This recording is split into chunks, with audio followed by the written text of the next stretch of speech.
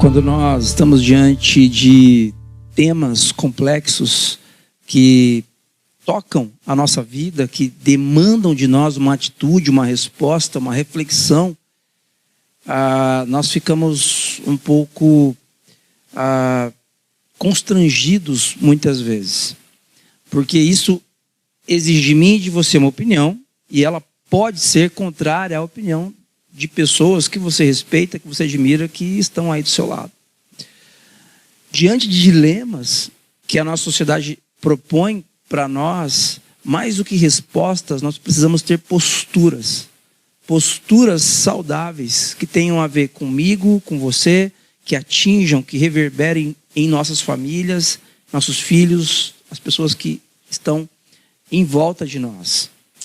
Questões importantes, questões que têm a ver com a nossa vida, como nós olhamos para os nossos relacionamentos, questões que têm a ver com o nosso estado, o país onde nós vivemos, com política, que demandam de nós opiniões que são muitas vezes diferentes, e até certo ponto está tudo bem elas serem diferentes, mas em determinado momento, pontos de discussão se tornam dilemas. E quando esses pontos de discussão se tornam dilemas, nós precisamos olhar uns para os outros e concluir no sentido de que, bom, quem vai dar para nós a resposta? Em quem nós vamos nos agarrar? Onde nós vamos encontrar abrigo diante, não de questões simples, de respostas fáceis, mas de dilemas?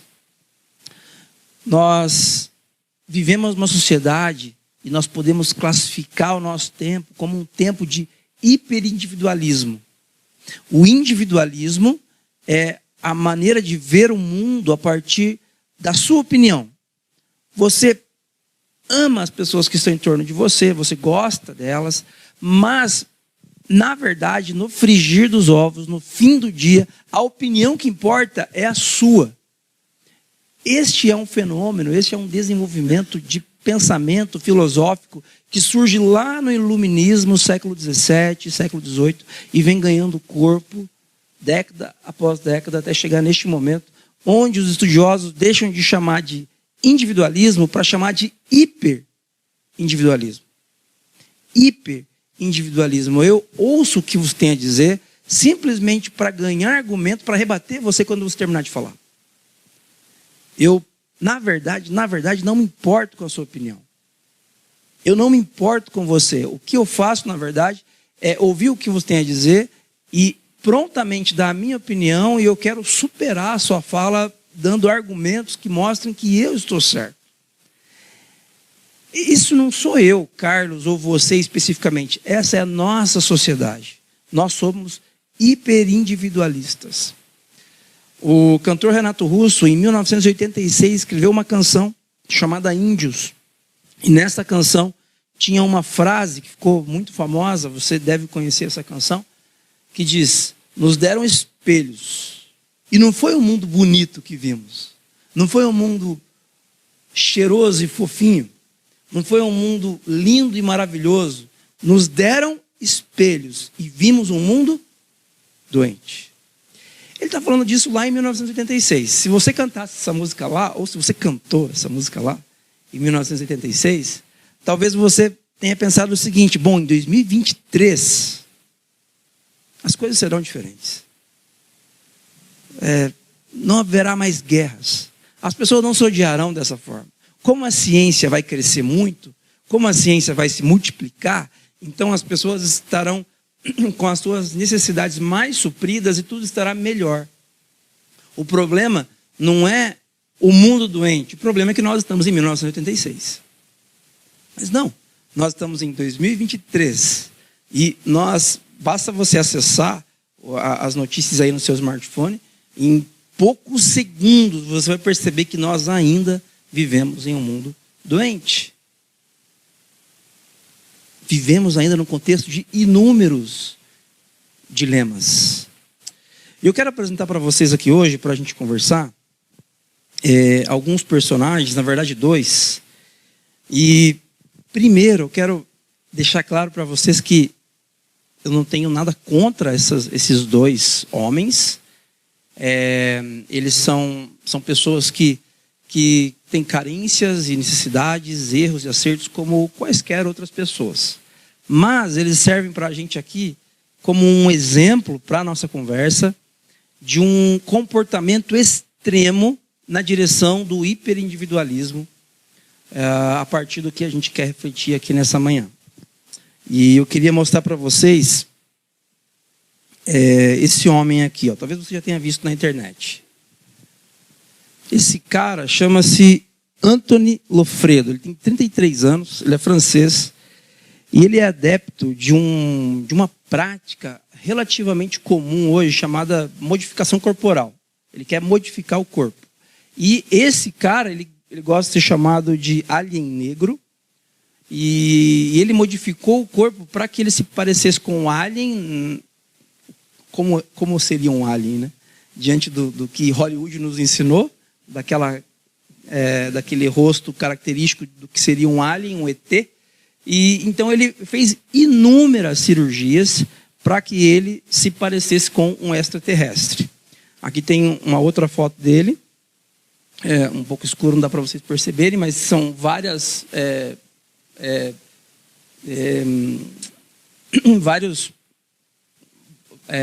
eu não sei como dizer, artefatos de silicone que ele coloca no rosto para fazer esses formatos.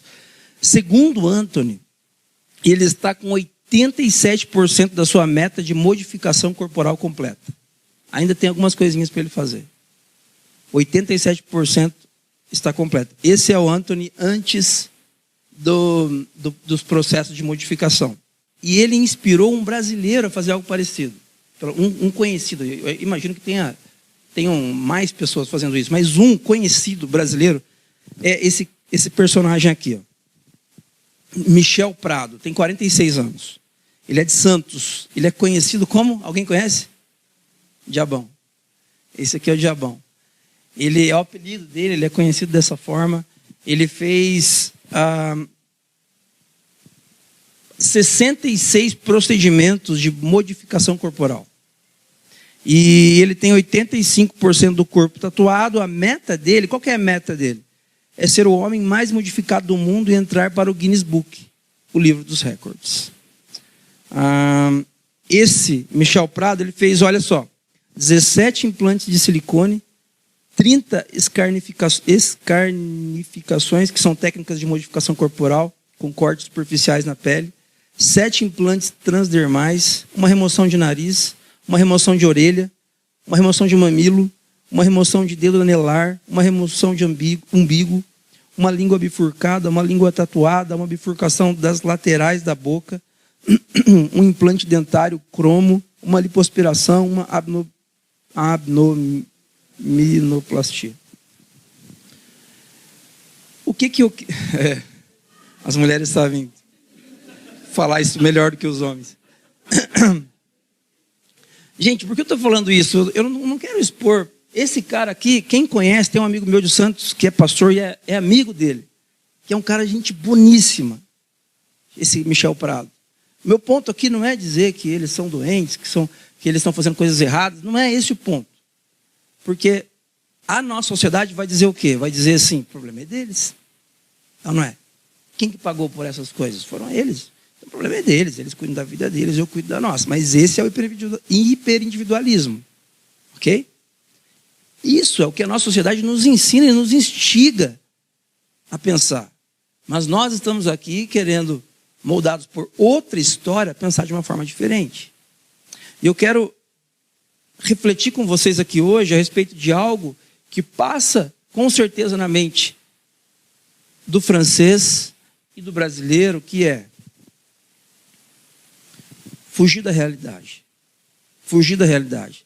Por algum motivo que pode ser estudado, deve ser estudado. Essas pessoas devem ser, obviamente, ouvidas e acolhidas, mas por algum motivo eles estavam insatisfeitos com onde eles estavam e com quem eles eram.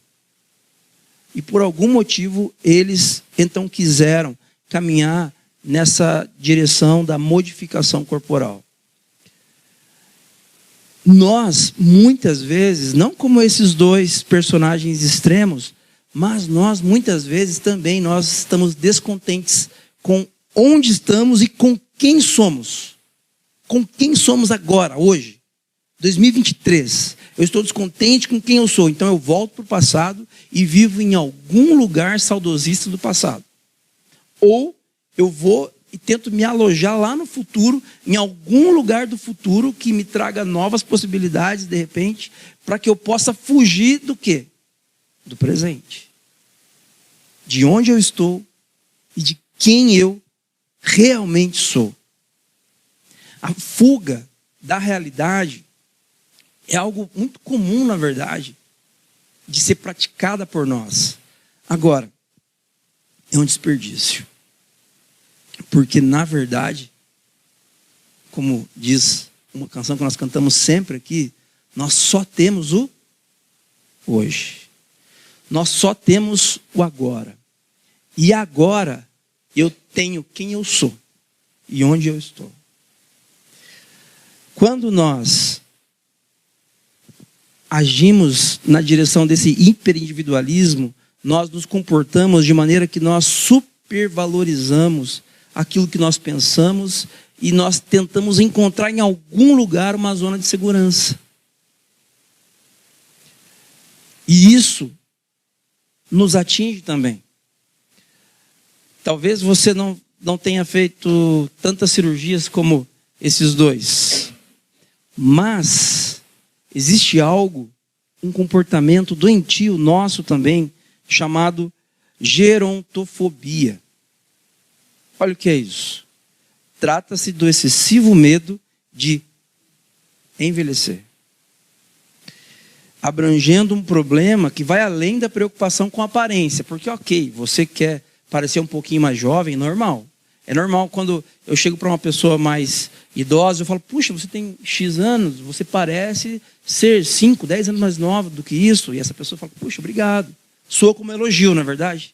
É um elogio. Mas não é esse o ponto, não é essa preocupação equilibrada com a aparência, com a saúde, para você ser e parecer mais jovem. Não, é um cuidado excessivo. Na verdade, é um temor, é uma fobia de envelhecer. E quando nós vivemos essa gerontofobia, nós temos sentimentos depressivos, ausência de sonhos, e o futuro, ele soa sendo como algo sempre negativo. Negativo, porque, poxa, eu vou envelhecer. Então, assim, eu não vou conseguir aproveitar. Eu não vou ter mais a saúde que eu tenho hoje. Então, olhar para o futuro é sempre algo negativo a partir dessa perspectiva.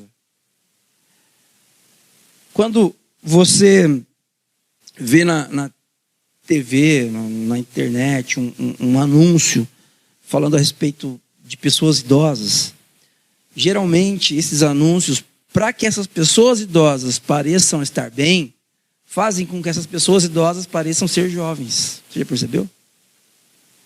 Você pega um homem idoso que está fazendo musculação, ou que está surfando, que está se vestindo de uma maneira mais jovial.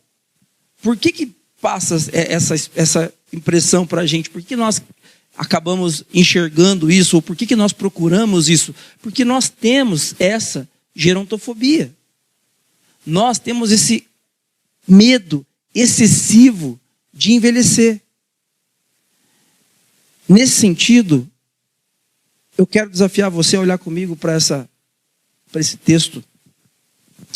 Temos um problema com a realidade dos fatos.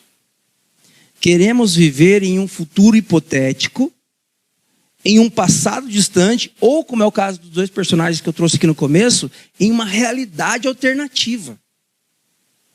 Porque assim, o ansioso ele não consegue viver o presente porque ele está sempre tentando viver o futuro. Mas aqui, gente, nós não estamos falando de ansiedade e nem do saudosista. Hoje nós estamos refletindo a respeito da mania, do problema que nós temos, ou da patologia que nós temos, de nós não conseguirmos ser quem nós somos.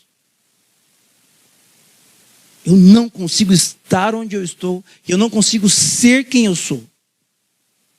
Esse é um dilema da nossa sociedade. Onde isso se expressa de uma maneira extremamente visível nas redes sociais. Você consegue ser quem você quiser lá nas redes sociais. Você consegue pôr um filtro nas fotos lá e você fica lindão, lindona. Não tem ruga mais. Não tem problema de envelhecimento mais. Aquele negócio, aquele lado do seu rosto assim que desfavorece, sabe? Você arruma. Você faz tudo ali. Você posta a respeito da sua família, do seu trabalho. Tudo parece ser maravilhoso. Porque você quer construir uma imagem, na verdade, de quem você não é. Porque você tem um problema com quem você é e onde você está. Temos dificuldade de estar onde estamos e de ser quem realmente somos. O psicanalista Sigmund Freud, ele diz o seguinte a respeito dessa fuga. A fuga é um instrumento mais eficaz, presta atenção nisso, para se cair prisioneiro daquilo que se deseja evitar. A fuga é o instrumento mais eficaz para exatamente ser prisioneiro daquilo que você mais deseja evitar. Eu quero convidar você nessa manhã a pensar comigo a ter um olhar mais otimista, mais maravilhado com onde você está e com quem você é. Ah, Carlos, mas eu gostaria de ter artefatos de silicone no meu rosto e parecer assim. Eu gostaria, Carlos, de fazer uma bifurcação na minha língua e parecer assado. O ponto não é fazer esse tipo de modificação. A questão é, qual é a motivação do meu coração e da minha mente em querer fugir de uma realidade? Em querer fugir de uma realidade. Qual é a motivação do meu coração e da minha mente? Quando nós queremos fugir para encontrar sentido. Eu quero fugir porque eu quero me parecer com o Alien. Eu quero fugir, no caso do Michel, o brasileiro, ele quer ser a figura mais assustadora possível. A motivação dele em ser a figura mais assustadora possível, a motivação dele em ir nessa direção é o que vai conduzi-lo exatamente na direção daquilo que ele mais quis evitar na vida dele. A realidade. A realidade de onde ele está e de quem ele é. E aí você diz assim, Carlos, esse papo não tem nada a ver comigo. Eu não sou adepto de modificações corporais, eu gosto de quem eu sou, e eu me contento com as minhas possibilidades. Carlos, está tudo bem. Esses são seus valores. Pode ser que seja assim. O ponto é que existe uma cosmovisão, uma correnteza muito forte desse hiperindividualismo dentro da nossa sociedade, que leva os nossos valores com ela. Eu quero lembrar vocês aqui dessa imagem. Imagina comigo que essas duas margens são margens de um rio, e esse rio ele tem uma correnteza muito forte nessa direção. E essa correnteza forte é a nossa sociedade hiperindividualista, que ela diz o seguinte, olha, você pode ser como você quiser. Você pode se transformar num alien, você pode se transformar numa figura assustadora, ou você pode fazer como aquele japonês também, que saiu nos noticiários recentemente, que gastou uma grana lá para se transformar num cachorro, vocês viram? Você pode fazer o que você quiser. Sabe o que é isso, gente? Isso não são valores. Isso é uma correnteza, é uma cosmovisão que está nos levando para determinado comportamento. E uma correnteza forte, ela simplesmente nos leva. Você pode tentar nadar contra, você pode tentar nadar para as margens. A chance de você escapar é pequena, é quase nula, porque essa correnteza é muito forte. Os seus valores, eles estão ali em cima. São essas bolinhas de ping-pong, extremamente leves. E esses valores são os valores seus a respeito de quem você é, de você estar bem consigo mesmo, de você respeitar as suas limitações, de você se amar exatamente como você é e amar a sua família. Esses são os valores. Esses são os valores que você tem. Só que esses valores, por mais sólidos e firmes que eles sejam, quando eles caem nessa correnteza, que é a correnteza cultural, hiperindividualista, extremamente forte, eles são simplesmente levados. E aí, nós nos comportamos exatamente como o francês Lofredo, exatamente como o brasileiro Michel Prado. Nós nos comportamos simplesmente querendo fugir de quem nós somos e de onde estamos. E eu gostaria de perguntar para você nessa manhã, como podemos nos posicionar diante desse dilema? Como que podemos nos posicionar diante dessa insistência nossa em fugir da realidade? Querer parecer mais novo, mais nova, gente, é uma bênção, está tudo bem. Mas até quando, até que ponto, qual é o limite de nós constantemente tentarmos fugir da realidade e viver exatamente aquilo que nós estamos tentando evitar? Será que a fé tem algo a dizer a respeito disso? Por quê? Dentro de uma sociedade hiperindividualista, a fé está no âmbito da opinião, certo? Então, assim, o que o Michel Prado fez, o que o Lofredo fez, qual é a sua opinião sobre isso? Sei lá, é com eles. Eles pagam as contas, eles pagam os boletos deles, eles acordam cedo, eles fazem o que eles quiserem. Amputam dedo, amputam braço, eles fazem o que eles quiserem. Agora, o que a nossa fé tem a ver com isso? Será que a nossa fé está só no âmbito da opinião? Ou ela é de fato um fato público? Ou ela é verdadeiramente condicionante de toda a nossa existência? Eu quero olhar com vocês para a primeira carta de João, no capítulo 2, a partir do verso 15. Você pode acompanhar comigo aqui na projeção ou na sua Bíblia, no seu smartphone, na sua versão de preferência, fique à vontade. Aqui na Nova Versão Internacional, João, ele está falando para algumas pessoas que estão vivendo um ambiente semelhante ao nosso, onde a cosmovisão cultural está levando como em uma correnteza fortíssima os valores daquelas pessoas. Os discípulos de Jesus estão ficando perdidos porque os seus valores estão sendo facilmente levados pela correnteza cultural. Então ele escreve essa primeira carta e ele fala coisas que podem ser muito úteis para mim e para você. Olha o que ele diz: não amem o mundo e nem o que nele há. Se alguém ama o mundo, o amor do Pai não está nele. Pois tudo que há no mundo, a cobiça da carne, a cobiça dos olhos e a ostentação dos bens, não provém do Pai, mas do mundo. O mundo e a sua cobiça passam, mas aquele que faz a vontade de Deus permanece para sempre. A palavra aqui, não amem o mundo, é a palavrinha ágape, amor sacrificial. É o mesmo amor com que Jesus nos amou. Amor que dá vida.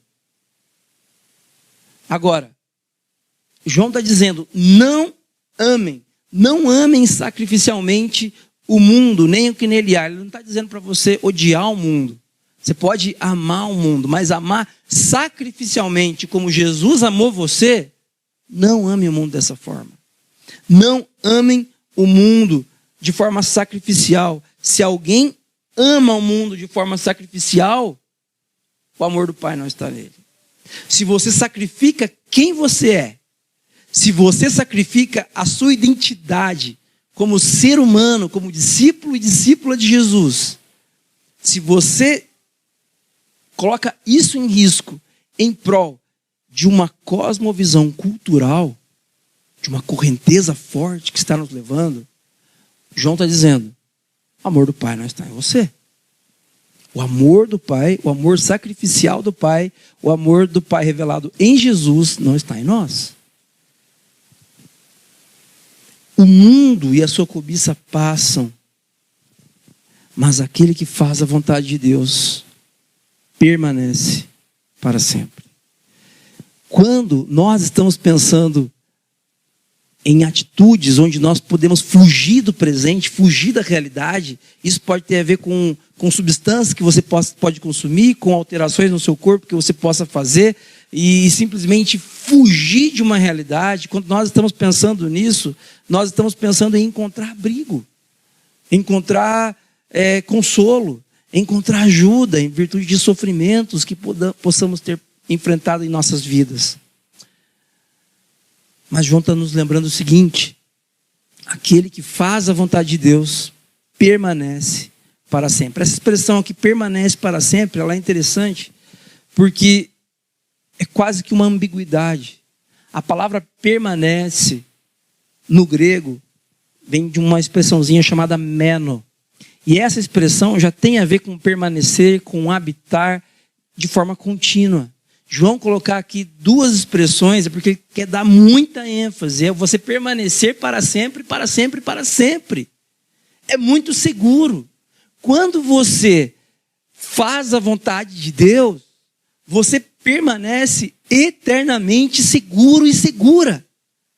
Aquele sentido de vida que você busca, fugindo da realidade de onde você está e de quem você é, você encontra esse sentido, esse abrigo, essa verdade absoluta, permanecendo para sempre em Deus.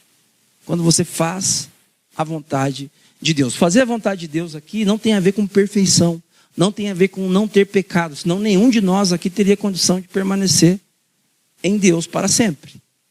Isso aqui tem a ver com você se submeter à história que Deus conta a seu respeito. Se submeter à correnteza mais forte que a correnteza cultural. A correnteza que fala a respeito da história bíblica, das boas notícias a respeito do que Jesus veio fazer na história. A palavra aqui, permanece, ela tem a ver com habitar, com morar, e pode ter a ver com um local seguro, tão seguro, que você não precisa mais fugir. Eu não sei como você chega aqui nessa manhã. Talvez você viva num contexto de constante, contínua fuga. Fugindo de problemas, fugindo de lugares, fugindo de pessoas, fugindo de situações, fugindo do espelho, fugindo inclusive de você. Se essa for a sua realidade, nessa manhã, lembre-se de que aquele que está em Deus não precisa fugir. Não precisa fugir. A palavra meno aqui de permanece, ela é uma palavrinha de João, do evangelista João. João, ele escreve o evangelho de João, e no evangelho de João essa expressão aparece 40 vezes. Em Mateus, essa expressão aparece 3 vezes só. Em Marcos, 2 só. Em Lucas, 7. Aqui na primeira carta de João, que é pequenininha, depois você pode ver na sua casa, ela é minúscula, aparecem 23 vezes a expressão meno, permanecer. É uma ênfase de João. Para me lembrar e lembrar você nessa manhã, você quer permanecer? Você quer um local seguro? Você quer um ambiente no qual você possa ser exatamente quem você é? Você quer um abraço no qual você não precise disfarçar, não precise fugir, não precise usar máscaras. Você quer um ambiente onde você pode ser exatamente quem Deus criou você para ser? Em Jesus, você pode encontrar abrigo e não mais precisar fugir. O texto continua e lá no versículo 24, parte A, João diz assim: quanto a vocês, cuidem para que aquilo que ouviram desde o princípio permaneça em vocês.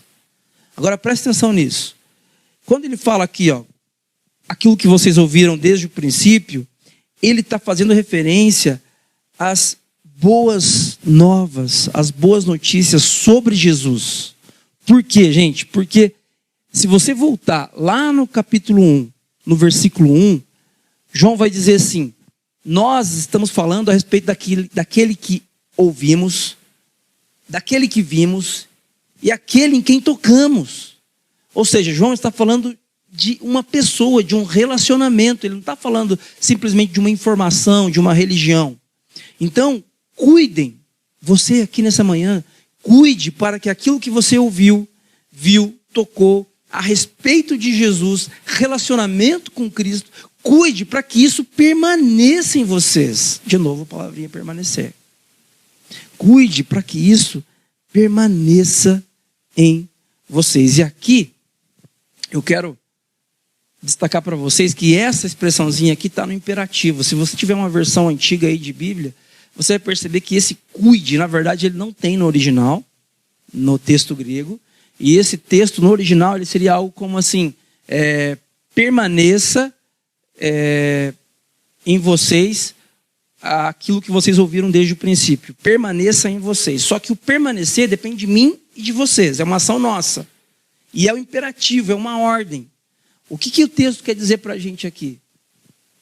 Manter a história de Jesus, a vida de Jesus, as boas notícias a respeito do que ele veio fazer na história, tudo isso vivo nos nossos corações e mentes, é missão minha e é missão sua. Como você tem cuidado para que aquilo que você ouviu de Jesus, aquilo que você viu em Jesus, aquilo que você tocou em Jesus permaneça em você? Quais têm sido os seus cuidados? Quais têm sido as suas, como tem sido o seu compromisso nessa direção? O que João está dizendo é: permanecer em vocês essa história, a verdadeira história a respeito da humanidade, tem a ver com o que vocês fazem. Tem a ver com a gente. Tem a ver com estarmos aqui aos domingos, sendo relembrados de que somos pecadores, de que somos hiperindividualistas, e que Jesus nos ama mesmo assim. E que Jesus nos aceita, que Ele nos transforma, que Ele nos dá significado para a vida, uma família para pertencer. Aí você vai embora. Aí amanhã, aí terça-feira, problemas no trabalho, problemas no casamento, problemas nos relacionamentos. Você esquece disso. Você esquece. Sua vida vira um inferno. As coisas começam a ir de mal a pior. E aí, domingo que vem, você está no convívio comunitário de novo. Que você está sendo lembrado de que você é pecador, de que você vive numa cultura hiperindividualista, mas que Jesus ama você mesmo assim, e que Ele tem uma família para você pertencer. Aí você volta para a vida, e você toma uma lambada, um soco na boca do estômago no seu ambiente profissional, no seu ambiente familiar, e na outra semana você volta. E a sabedoria bíblica lembra você de que você é pecador, de que você vive numa cultura hiperindividualista, de que Jesus ama você mesmo assim, e de que você tem uma família para pertencer. Mas estar aqui todos os domingos, ou em outra comunidade cristã, onde o evangelho seja compartilhado, é uma missão minha e é uma missão sua. Nós temos que cuidar para que aquilo que nós ouvimos a respeito de Jesus permaneça em nós. Percebam, não é uma coisa que você ouve uma vez só. Tem coisas que você ouve uma vez só, né? Como que funciona essa gaveta aqui? É só apertar aqui e essa gaveta abre. Beleza, não precisam falar disso para mim mais. Não vou esquecer. Eu vou abrir a gaveta corretamente a partir de agora. Agora, a respeito de Jesus, nós precisamos ouvir, e ouvir, e ouvir, e ouvir, e ouvir, porque não se trata de uma informação, se trata de uma cosmovisão. Se isso for apenas um valor na sua mente, a nossa cosmovisão essa correnteza fortíssima, hiperindividualista, vai levar seus valores impiedosamente. Se o que ouviram desde o princípio permanecer em vocês, vocês também permanecerão no Filho e no Pai. Presta atenção que aqui existe uma condicional. Se o que ouviram desde o princípio, se o que vocês ouviram, viram e apalparam em Jesus permanecer, habitar em vocês, então vocês permanecerão no Filho e no Pai. De novo, se vocês mantiverem as boas notícias sobre Jesus, percebam, João não está dizendo aqui, se vocês entenderem o Pentateuco, que são os 5 primeiros livros da Bíblia, se vocês decorarem a carta de Paulo aos Romanos, se vocês aprenderem a partir de um estudo bíblico todas as informações a respeito da comunidade cristã da qual vocês fazem parte, então o amor do Pai permanecerá em vocês. Não é isso que ele está falando. Ele está dizendo, se o que vocês ouviram desde o princípio, as boas notícias sobre Jesus, permanecerem em vocês, então,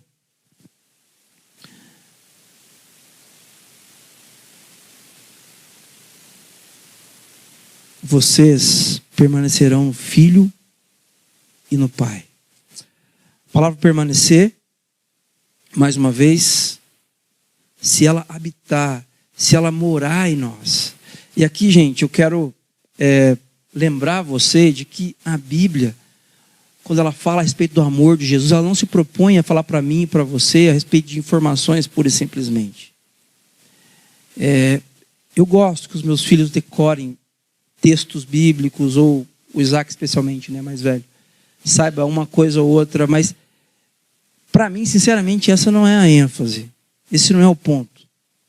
Porque eu não quero que ele decore que o Salmo 23 fala, o Senhor é meu pastor, nada me faltará. Vai chegar a hora que ele vai decorar isso.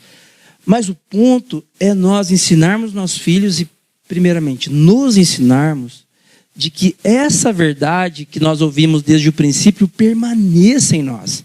E permanecer é habitar, morar, encontrar abrigo em nós. E encontrar abrigo é varrer o que tem ali que é diferente e agora a verdade encontrar abrigo em nós. Então, quem eu sou? Quem eu, Carlos, sou? Eu sou criado à imagem e semelhança de Deus. Eu sou amado pelo Pai, falho e pecador. Mesmo assim, obstinadamente amado por Jesus. Quem eu sou? Eu não sou o que a sociedade diz que eu sou. Eu não sou águia que tem que voar com águia e que não pode andar com galinha. Eu não sou uma pessoa que pode ser a mais bem-sucedida do mundo. Basta querer, basta ler os livros certos, dar os passos corretos nessa direção. Eu não sou quem a sociedade diz que eu sou. Eu sou quem a verdadeira história diz que eu sou. Eu sou um ser humano, criado à imagem e semelhança de Deus, pecador e amado pelo Pai. Essa verdade precisa encontrar abrigo no seu coração. Quem você é? Eu gostaria que você pensasse nas suas fugas nessa manhã. De quem você tem fugido? O quanto você tem fugido? O quanto você tem sofrido para patrocinar essa fuga? Só você sabe. Só você sabe. Mas eu quero lembrar você de que você pode deixar com que a verdade a respeito da verdadeira história, a respeito de Jesus, possa encontrar abrigo no seu coração e transformar completamente a sua vida. E quando isso acontecer, nós vamos permanecer no Filho e no Pai. O que significa permanecer no Filho e no Pai? Para João, isso aqui tem a ver com o capítulo 1, verso 5. Deus é luz e nele não há escuridão alguma. O que isso significa? Se nós ouvimos o que Jesus fez, se nós vimos o que Ele fez, se tudo o que Ele fez, as boas notícias a respeito do que Ele fez na história, se isso encontra abrigo no meu coração, se isso permanece, se isso mora em mim, são esses valores que ditam o meu comportamento e como eu penso. Se isso é verdade, então eu estou na luz. Eu estou na luz. E os dilemas que a sociedade impõe a mim, eu posso não ter uma resposta pronta para eles, mas eu tenho uma postura saudável, que a Bíblia me orienta a ter. E se nós agirmos assim, há uma promessa. Essa é a promessa que Ele nos fez. Qual que é? A vida eterna. A vida eterna. E aqui, vida eterna não significa pura e simplesmente viver para sempre, mas a ideia aqui da expressão é a aliança que não tem início, que não tem fim, e uma vida com significado, uma vida de verdade. Você está envelhecendo? Que ótimo. Graças a Deus que você está vivo. As rugas estão aparecendo, está ficando mais difícil de fazer alguns movimentos, está tudo certo. Está tudo bem, porque você está na luz, em Deus. Está tudo bem. Ele nos fez essa promessa da vida eterna, essa vida com significado. Está tudo bem, você não precisa fugir. Você não precisa fugir. Você nasceu onde você não queria nascer? Você fugiu sempre do seu contexto familiar, da estrutura onde você nasceu? Você fugiu sempre do ambiente, do contexto onde você cresceu? Tenho uma boa notícia para dar para você nessa manhã. Você não precisa fugir mais. Você não precisa fugir da sua história. Você não precisa fugir de quem você é. Você pode encontrar abrigo e vida eterna na luz, em Deus. A vida eterna já começou, não precisamos mais fugir. E ele conclui: quanto a vocês, a unção que receberam dele permanece em vocês. E não precisam que alguém os ensine. A palavra unção aqui tem a ver com o derramamento do Espírito Santo. Os discípulos e discípulas de Jesus ali já estavam empoderados, capacitados pelo Espírito Santo, assim como nós. Comunitariamente recebemos o Espírito para nos ensinar a viver a nova vida baseada em Jesus. Então João está dizendo, a unção, o Espírito Santo que vocês receberam dele, de Jesus, permanece em vocês. Habita em vocês, fez morada em vocês, e não precisam que alguém os ensine. Como quem diz, tá, mas como é que eu posso, diante dos dilemas da vida, responder adequadamente? Como é que eu posso não fugir da realidade, sendo que a realidade ela me consome, ela me destrói, eu não quero envelhecer. Ou eu não quero ser quem eu sou, eu não quero estar onde eu estou, eu quero estar em outro lugar, ser outra pessoa, eu quero viver uma outra vida. Como é que eu faço para viver essa vida a partir do que Jesus ensina? O Espírito Santo vai ensinar para você. Não é necessário que ninguém ensine. Mas como a unção dele recebida, o Espírito Santo recebido, é verdadeiro, essa unção é verdadeira e não falsa, os ensina acerca de todas as coisas. Então, permaneçam nele, como ele os ensinou. Permaneçam nele, como ele os ensinou. Gente, quando nós olhamos para essa carta de João, e quando nós olhamos para o nosso tempo, para os dias em que vivemos, nós estamos diante de uma escolha, de uma bifurcação. A nossa sociedade, ela nos ensina que você tem que tomar cuidado para dizer não para alguém, principalmente nós brasileiros. Porque nós ficamos magoados com muita facilidade quando ouvimos um não. Porque nós levamos tudo para o lado estritamente pessoal. Então nós temos dificuldade para discordar de alguém e dificuldade quando alguém discorda de nós. Mas nós precisamos aqui conversar de forma séria e madura de que ou a Bíblia é a verdade a respeito de todas as coisas, Ou ela nos conta o verdadeiro sentido para a vida, ou ela é apenas mais um livro de faz de conta, de uma história mirabolante, que não faz sentido para ninguém e que não serve para nada. Se a Bíblia conta a verdadeira história, então eu quero desafiar você a refletir a respeito de onde você está e de quem você é. Reflita a respeito disso. Lembre-se do dom da vida. Mas, Carlos, as coisas não estão fáceis. Eu estou com N dificuldades, uma série de questões para resolver. Eu imagino, mas ainda assim, lembre-se de onde você está e de quem você é como um dom de Deus, que deu um presente para você. Não fuja da realidade. Não fuja de onde você está e de quem você é. Não estou dizendo que você não possa progredir e melhorar e aperfeiçoar quem você é. Ótimo, faça isso. Mas fugir da realidade, nós não precisamos disso. Por quê? Porque Deus é luz. Nele habita toda a verdade. Toda a verdade. Eu quero mostrar para vocês, mais uma vez, como nós sempre mostramos, esse diagrama que fala da verdadeira história da humanidade. Esse diagrama contém símbolos que expressam verdades, momentos da história bíblica. Eu não acredito que a Bíblia seja um livro que fale muitas coisas aleatórias a respeito de diversos assuntos. Eu acredito que a Bíblia fala de um assunto, de diferentes maneiras, em diferentes gêneros literários. E esses assuntos falam a respeito dessa grande verdade. Primeiro, esse símbolo, essa seta virada para baixo, fala a respeito da criação. Deus nos fez. Mas, Carlos, eu me odeio. Eu não gosto de quem eu sou, de como eu sou. Deus nos fez. É isso que Gênesis 1 e 2 falam para a gente.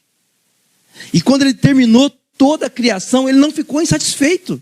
Ele não falou assim, puxa, ficou legal, mas eu poderia ter melhorado. Olha só, vou deixar essa chavinha aqui como gambiarra. Vocês estão enxergando aqui? Tem uma chavinha de fenda aqui, ó. Uma chave Phillips aqui, uma gambiarrinha aqui, ó. Vou deixar essa gambiarra aqui. Não, Deus não fez isso. Tudo que ele fez ficou perfeito. Perfeito, gente. Padrão de Deus. Ele terminou e ele disse, uau, que povo lindo. Que mundo maravilhoso que eu fiz. Tudo é muito lindo e muito maravilhoso. Nada deu errado. Essa foi a conclusão de Deus. Se essa foi a conclusão de Deus, se essa é a história que a Bíblia conta a nosso respeito, então você pode se contentar com onde você está e quem você é, porque Deus fez você assim. É claro que algumas coisas deram errado. E existem coisas em nós que não tem a ver com Deus, tem a ver com o caos do pecado. E a Bíblia chama isso de pecado. E esse xizinho aqui no diagrama fala para a gente da rebelião do ser humano para com Deus. Em Gênesis 3, a Bíblia fala para a gente que o ser humano quis ser independente. Ele quis se desconectar do Criador. E quando ele fez isso, coisas ruins aconteceram. A Bíblia fala em Gênesis 3, versículo 17, que depois do pecado a terra passou a produzir espinhos e abrolhos. Espinhos e ervas daninhas. Significa de forma poética que após o pecado, após a desconexão, eu, Carlos, passei a ser coisas que eu não deveria ser. Passei a me comportar de uma maneira como eu não deveria me comportar. O caos, o medo, a angústia, a insatisfação constante, a frustração constante passaram a ser uma realidade na minha vida, no meu coração e na minha mente. Por quê? Porque Deus me fez assim? Não. Deus me fez bom. Deus me fez perfeito. Deus me fez exatamente a imagem e a semelhança dele. Mas algo catastrófico aconteceu e a Bíblia chama isso de pecado. A boa notícia é que Deus não nos abandona no nosso pecado. E a Bíblia conta pra gente em Gênesis 12, que nessa seta virada para frente, que ele escolhe um povo para que desse povo surgisse alguém que de fato fosse luz, sal para as nações. Alguém que conseguisse dizer sim para o Pai, enquanto todos nós aqui dessa sala dizíamos não. Todos nós aqui dizíamos não. Jesus é esse alguém. É o verdadeiro Israel. É aquele que entra na história para viver no meu e no seu lugar. Para morrer pelos meus e pelos seus pecados. Para que hoje você pudesse ter satisfação em quem você é. Você não mais precisa fugir da realidade. Por quê? Porque você aprendeu o segredo de ser feliz? Não. Porque Jesus morreu na cruz. Porque Jesus pagou pelos seus pecados. Você não precisa mais fugir da realidade. Você pode envelhecer em paz. Vai ter limitações? Vai. As coisas vão ficar mais difíceis em alguns momentos? Vão. Você pode envelhecer em paz. Você pode ficar calvo em paz. Você pode ter dificuldades agora com o seu corpo em paz. Por quê? Porque Jesus venceu todas as coisas. Você não precisa mais fugir da realidade. Você pode viver uma vida com contentamento, com significado. E como é que você vive isso dentro dessa história? Compartilhando, e é esse quinto símbolo do diagrama que fala para a gente a respeito da missão da igreja. Esse A fala da nossa comunidade local, o Ático. Nós em missão, compartilhando com nossos amigos, compartilhando com nossos familiares, compartilhando com nossos vizinhos, o quê? A respeito de uma igreja? A respeito do Ático? Não, claro que não.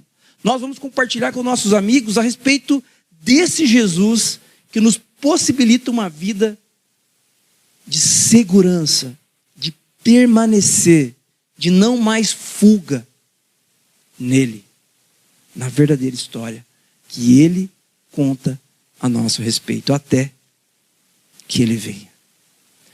A sabedoria bíblica fala para a gente que um dia Jesus vai ser totalmente manifesto.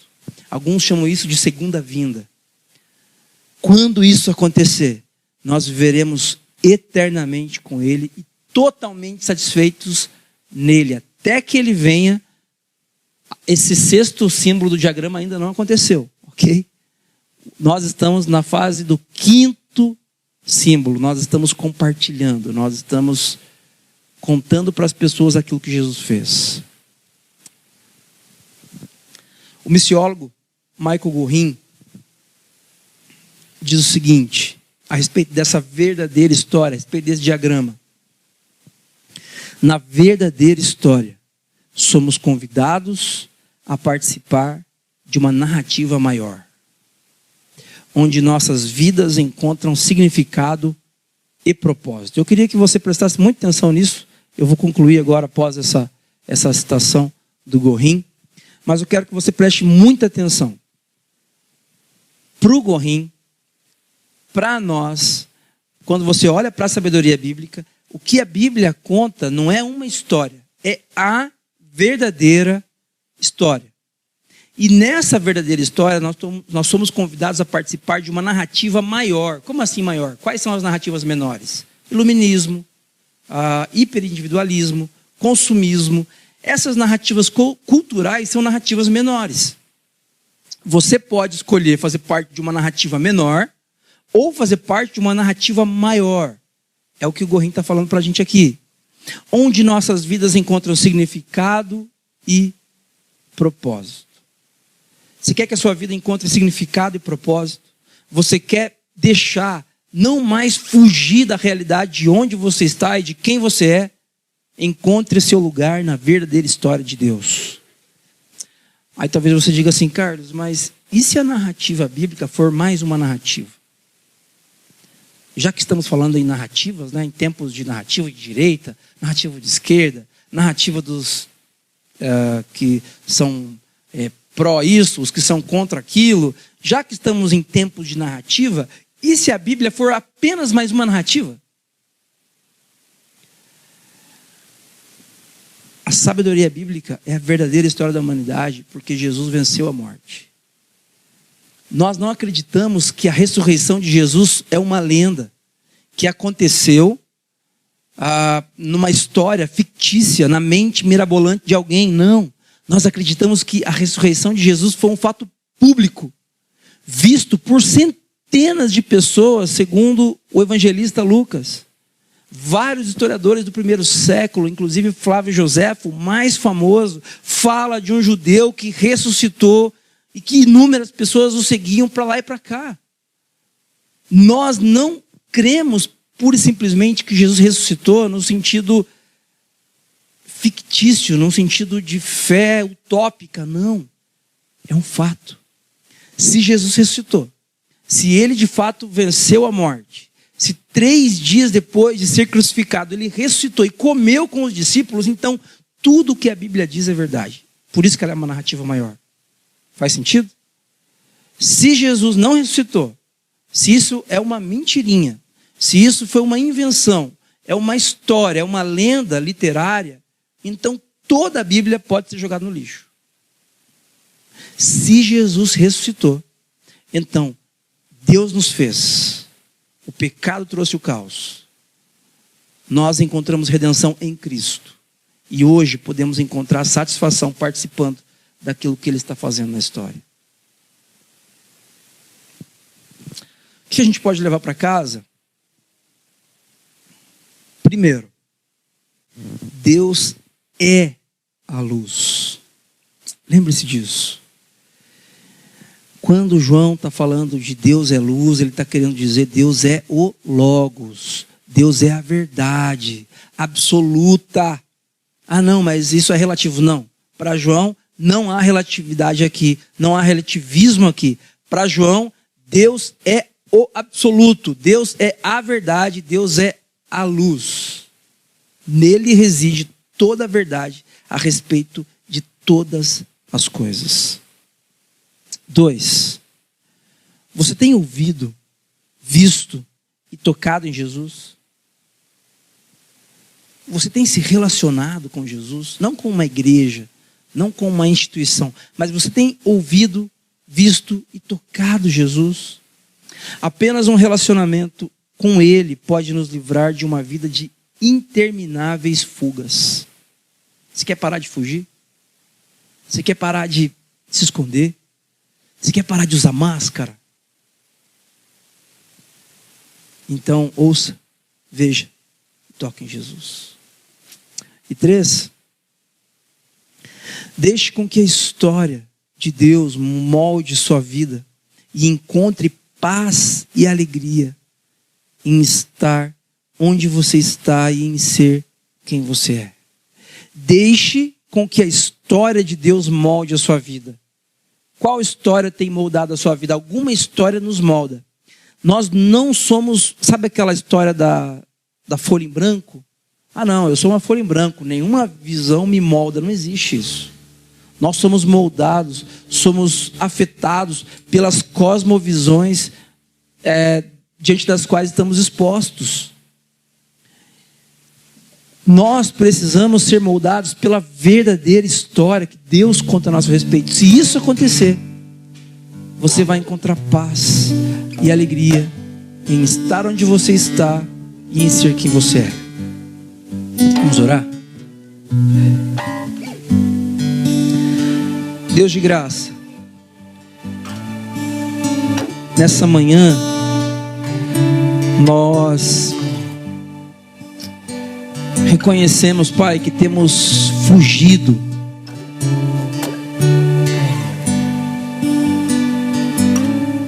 temos tentado nos esconder do Senhor, das pessoas e de nós mesmos.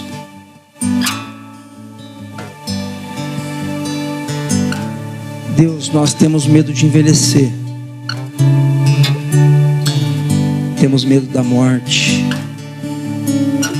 Temos medo de ficar doentes.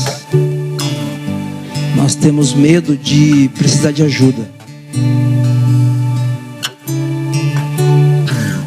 E isso é verdade porque somos terrivelmente afetados por uma cosmovisão hiperindividualista, que nos diz que nós somos melhores do que os outros, que não precisamos da ajuda de ninguém.